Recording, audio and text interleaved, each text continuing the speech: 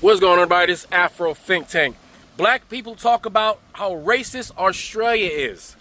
Apparently, Australia is racist, even though I don't think that anybody's really surprised, right?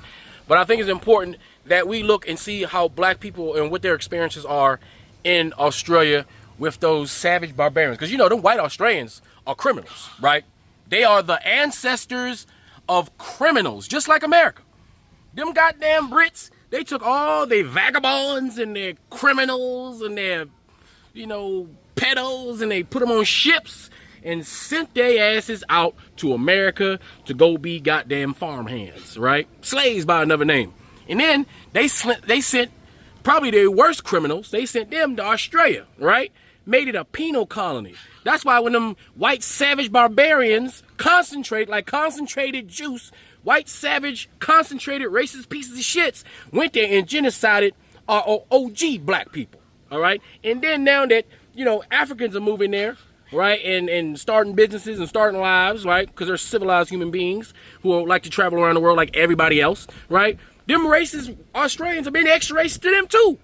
So white people in Australia are very consistent with their ignorant racism. And racism is cultural consistency of the children of the British.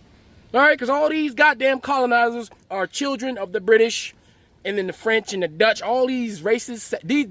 Europe is the homeland of all these white savages. And if you look at everywhere they go, every colony that they colonize, what is the number one cultural exchange? Racism. The number one, if you think about white people, what's the number one thing? Racism. That's what they are culturally, right? You put them anywhere on the world, you put them with any other people, what are they going to do? They're going to be racist, and then they're going to steal somebody's culture, and they're going to make it their own. That's what they do, like parasites. That's what they do. That's culture. Now, that's not genetics. That's culture. Culture can be changed, all right? This is centuries-old, savage, European, imperialistic culture that needs to be destroyed, all right? But anyway, without further ado, check this shit out. Tell me what you think in the comment section. After Think Tank, learn something, teach them. I'm out. Growing up black in Australia is the worst thing ever. From the racism to the people saying the hard R, all that stuff you hear about is true. I'm gonna be honest, it's true. I'm gonna come out and say it. In my experiences, the amount of white people I've heard say the hard R is crazy on a day-to-day basis. Some people even ask me, do you mind if I said a word? Like, why do you want to say it? You're white. Australians, in my opinion, mind you, I've been to 6 countries in my life. In my opinion, Australia is the most racist country. I'm gonna just say it, Australia is the most racist country. From my personal experience, I felt more wanted when I was in France, when I was in England, even when I was in the Netherlands, I felt more wanted. I just feel like Australian culture and Australian people, they just don't like black people. And if they do, they only like famous black people or like an athlete. I didn't start getting treated differently until I got TikTok famous. Before that, when I was just a normal black guy to everyone else, I experienced racism like crazy. Now I barely experience it. And there's a reason for that, because they know if they say anything to me now, I can expose it because I have a massive platform. Like, I have a big platform now. I can low-key expose anyone that's racist. But I just don't, because I don't really care that much. And the thing is, the only people that will understand this video are people that grew up in Australia that weren't white. Like, if you're white, you won't understand this video. You just think I'm trolling. But trust me, if you ask any black person, I'm telling you, ask any black person, they'll tell you they've had a racial encounter. Maybe even this week.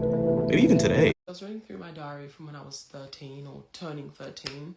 And I was like, no, I've got to make a video about this. When me and my twin sister moved to this new school, after going through it at the old school, not knowing it was going to be way worse than this one, we went through a lot of bullying. I feel like the word bullying doesn't even suffice. Like, it was just horrible. But this is one of the many stories that I want to share on here.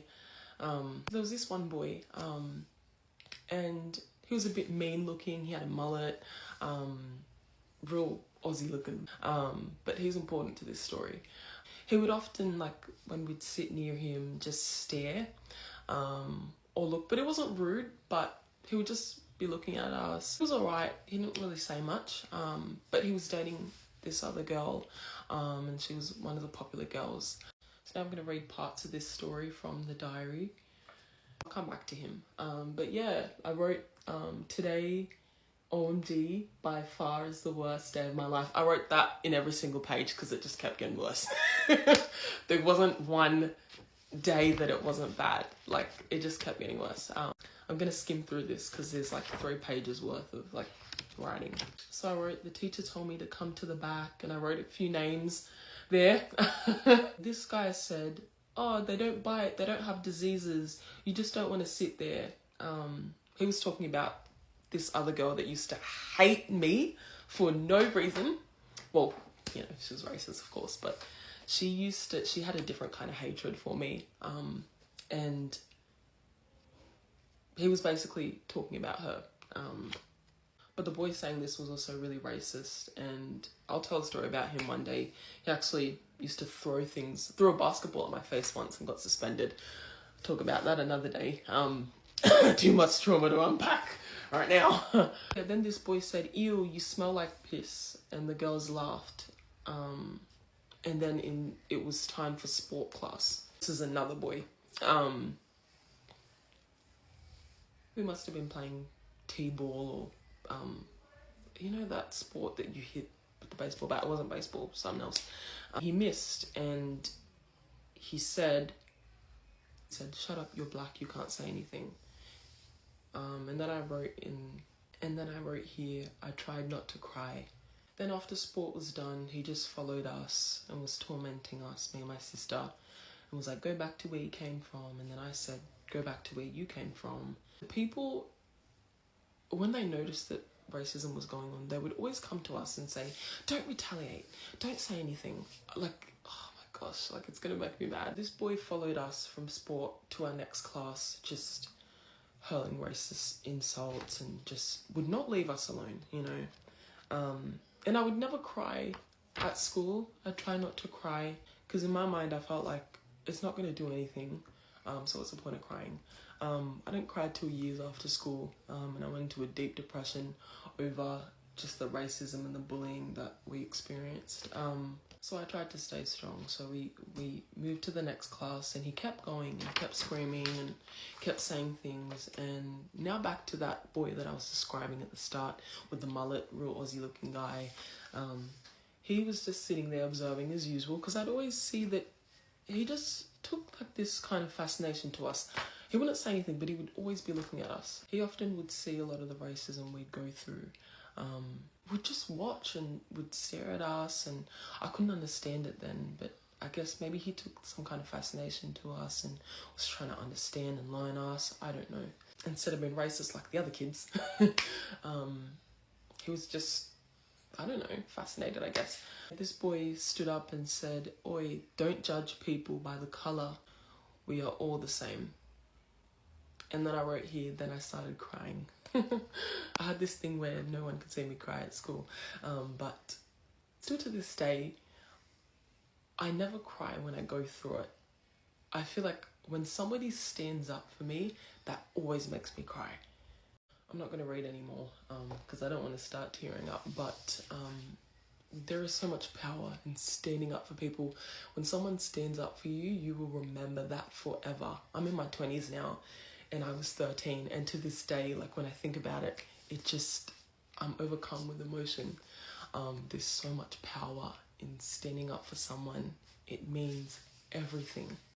I don't know where that boy is today, but he didn't have to say anything. Like, we would go through it. Like, I'm talking about the whole class would sit there and gang up on us and be saying racist things, laughing at us, and we'd leave for counselling sessions, and they'd be screaming things till the time we got out, to the time we came back. And he was technically considered popular, but it hurt him that much that he had to say something. He didn't care about being perceived as some weirdo, like, for sticking up for us. But him standing up for us, I'll never forget it. Like, it meant absolutely everything. To the black girls going through just racism, horrible racism, as cliche as it sounds, it gets better. You're gonna learn to love yourself and just be confident. And on my account, I turn a lot of the trauma and the pain into jokes. And I've always loved making funny content, but a lot of these experiences are real, and they come from somewhere. It's not easy being black, and I also want to encourage any black girlies out there, young girls, or whatever age, you know, you are. Forgiveness is important. As much as it hurts, you got to forgive them, because it'll set you free as well, especially if you're a believer. you can't live with that unforgiveness. It'll do something to you. Like, this is how people, like, it got to a point that I had so much anger in me. That anger can turn into, like, you can go out and murder someone with that kind of anger. So forgiveness, it takes time. Like, it's not once. Work through it with God. He's going to pick you up. In my story, the Lord really picked me up and saved me. But yeah, it ain't easy. Yeah, that's one of many stories. Yes, of course. Like I said, this is my experience. I'm not negating or denying anyone else that is black in Australia, Aboriginal in Australia, and their experiences. But this is just my experience, my personal experience as a black woman in Melbourne, Australia. It's been great. I ain't gonna lie to you guys, it's been great. I cannot remember a single racist incident I've had in Melbourne. I found a job within 3 weeks of moving to the city. I found an apartment relatively quickly as well. My race, I don't think, impacted my ability to find a job or a home. Going around Australia, I've been to Sydney, I've been to Brisbane, I've been to the Gold Coast. Again, I have not experienced any racism in those parts of Australia. Maybe a couple of stares or like lingering looks the further up you go, but nothing that has made me be like, rah, this country is mad. I have heard from some girls in Perth, I've heard from some girls up in Cairns, maybe Darwin, that it is a lot more racist there. I don't deny that. Like, obviously we know how the country started and where it started from, so I am not saying that there's not racism in Australia. Obviously there is. I'm just saying that my personal experience, I haven't had any. And I also live in Melbourne, which is probably the most diverse city in Australia, if I'm not mistaken, so that's probably, well, obviously a factor as well. What I will say though is that there aren't many black people. Don't come to Australia expecting, or don't come to Melbourne expecting London, or expecting New York, expecting Paris. You have to search to find the black people, but there are black people here. I have a social club literally for black girls in Melbourne, so there are black people here. I don't know if I've just been extremely lucky, or if it's because I live in the CBD, if I live in Melbourne, I don't know. But yeah, my experience has been pretty good, and I think if you're a black woman thinking of coming to Melbourne, don't be scared of racism because you'll probably be fine. If you are thinking of going to other parts of Australia, maybe find a black creator that's also living there and ask them what their experience is, because I can't really comment on that. But yeah, I'm very happy with how my life in Australia is, and I think if I was getting like racially abused, I would not have been here for a year and a half. I hope this doesn't feel like too like touchy of a subject, but I want to talk about living in Australia as a black woman. Because black culture in Australia feels so different than in the United States. Because most people I've met here who are black are either first generation or second generation immigrants, and their black culture is not as westernized as it is in like the United States and like the UK. And then just like in terms of my own day-to-day life, I feel like the fact that I'm American is way more prominent than the fact that I'm black, which, to be completely honest, is such a nice change. Because being black in the United States is honestly so exhausting. Because I'm biracial and also like super light skinned, I feel like I'm constantly needing to prove my identity, like prove my identity to myself, prove my identity to other people, like prove that I belong in black spaces, prove that I belong in white spaces. Race specifically between black and white people is such a topic of conversation all the time. Here, nobody gives a shit. It's much more interesting to people that I'm American and nobody really asks me about my race. And now this is a conversation in and of itself, because there's still so much racism in Australia against black people. Like, this doesn't just mean that they don't have racial problems here. In fact, they have just as much of an issue with racism here as we do in the United States. But it seems to stem from culture, which maybe it does everywhere, but here it feels like because I'm American, because I have this westernized culture, people don't really feel weird around me, because what they really want people to do is assimilate. So when an American comes in who's already kind of has that westernized, very similar culture to Australian, the fact that they're black isn't as big of a problem. Like, I'm not bringing in anything new, so everyone's like super chill with it. Like, people just don't want to adapt to something new. But just in my own way of trying to process things, I feel like there's more parallels between the African American struggle in the United States to the Aboriginal struggle in Australia. And then when it comes to the African struggle in Australia, that feels a lot more similar to the Hispanic immigrant struggle in the United States. But I would love to hear from anyone who has anything to say about this. So comment your thoughts, shoot me a DM. Like, I want to hear what you have to say. Okay, bye. Guys, being a black girl in Australia with an Australian accent, a deeper Australian accent, is beyond me. Because why am I chatting with people on the phone and then as soon as they meet me in person, they look like their jaw's about to drop because you're black? With an Australian accent? Like, duh, I grew up here. You know, being a black Australian, it's great, you know what I mean? Like, you know, there's a lot of positives, obviously. There's a lot of positives. Get to live in a beautiful country, all of that. You know, as everyone says, like, you know, you're only Australian until your next mess up. Guys, this is true. And let me give you guys an example why, in my experience, this is true. I used to work a job, right? And everyone used to call me Tats. The manager used to call me Tats. Hey, Tats, how are you, Tats? How are you? Every day, Tats. Every day, Tats. But I was known as Tats, right? I messed up one order. One order! Okay, guys? It was a plush toy. I get a big email saying, "Good afternoon, Tatenda." Tatenda? Who's Tatenda? How do we get back to my resume name so quickly? Who's Tatenda? Who's Tatenda? So I quit, obviously. Security. I mean, we've been here for about an hour. He came and said pets are not allowed. I told him we are leaving. Obviously, I didn't know pets were not allowed. And he followed me. He just kept following me after I told him we were leaving. I'm not sure what he was thinking was going to happen, that I was going to take the pet outside and check out. I don't exactly know what he was following me for, but you can see that is aligned with what I've been documenting for the past year. When you are black here, it's a sentence. He followed me after I said I was leaving, as if, I don't know what he thought was going to happen. I was going to go leave the dog outside. I think these people have completely lost their minds over here. Always stay ready. As a black African Australian, it's so hard finding work in Australia or even to be represented by a proper agency.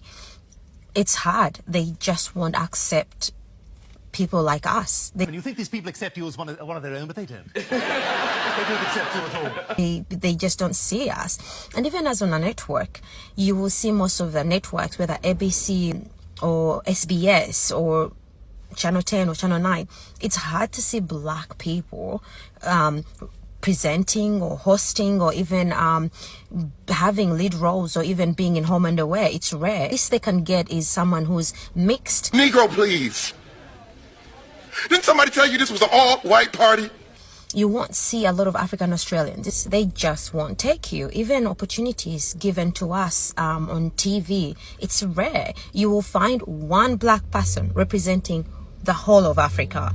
And you need to understand Africa is in 56 countries in one continent. Africa is a continent, so it has like how many languages, how many nationalities. So we need all nationalities to be representing, because one person does not represent the whole of Africa. Get your fucking ass up and work. As an actress, I make sure I work 10 times harder. Those opportunities are not there. Sometimes you just gotta seek for them. I don't just wait for my agent to find jobs for me. I don't just wait for someone else to give me a handout. I reach out to people, to be honest. You know, and let me tell you about this one day. I went on this website. I was looking for an acting role. The role description was a black male with a Jamaican accent that can drive a manual car. It's like, okay, not a male, not Jamaican, but I'm gonna apply. Immediately I submitted my audition. So I went and I did my research. I started perfecting that Jamaican accent, you know what I'm saying? Calling up some Jamaican friends. I can't drive a manual, yo. What? this is mine. I went and I paid for a driver to teach me how to drive a manual. I started driving a manual car before I even got a yes. Before I even they got back to me after a week. They're like, hey, Suze, this role was for a guy. Well, we're happy to change it into a girl's role. And finally, they said, you've got the role. They said, you've got the role. They flew me to Kubapidi. I flew on the plane with Aaron. Aaron from McLeod's daughter. Going to Kubapidi. Yeah. Kurt gave me an opportunity in that film, and it's because I was ready. I prepared. We're looking to get to Kubapidi. Jump in. I'm Elvis. The real one? No. Well, I'm Monday. Like the real day? Exactly. Jump in. Thanks. So you said there's two types of people, indigenous people in Australia. So who are those people? There's Torres Strait Islanders and there's Aboriginals. Okay, so Aboriginals, that's the First Nation people. Okay. That live in Australia, and there's us Torres Strait Islanders. We're from the Melanesians. Melanesian. Yeah, we're Australia, at the tip of Australia. That's where we come from. We're part of PNG. We got some blood from PNG. Yeah. Our island. So pretty much, Aboriginals and what is it, Torres Strait Islands are the first people of these lands, right? Wow. And so how has colonization affected your culture? They came here in Australia and did everything on our land. Yeah. Took our land from us. Yeah. They took your land from you? Took our land from us. Wow. Without asking. Right. Ask the traditional owners of the Right. And that's what they did. Right. So in America, you will be considered black, right? Yeah. Because you look like me. Yeah. So do you guys consider yourselves black? Yep. Black and proud. Black power. I know that's right, brother.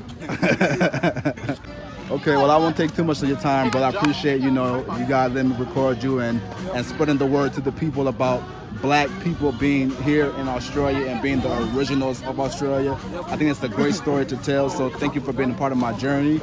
And, peace and blessings to y'all, brothers. Peace. I'm so pro-black, you can't get me to involve myself in diaspora wars. I'm every nigga on this earth. I'm African, I'm Caribbean, I'm Afro-Latina, I'm Afro-European. If you're a nigga, I am you, you're me. I don't know what to tell you. You're me, you're me, I'm you. I don't know. Free Sudan! Boycott diamonds and gold! Free Sudan! Boycott diamonds and gold! We most definitely cannot forget about the people of Sudan! Thanks for watching Afro Think Tank. Don't forget to like, share, and subscribe. And follow me on Substack and Patreon for more content. Remember, it's Pan-Africanism or nothing.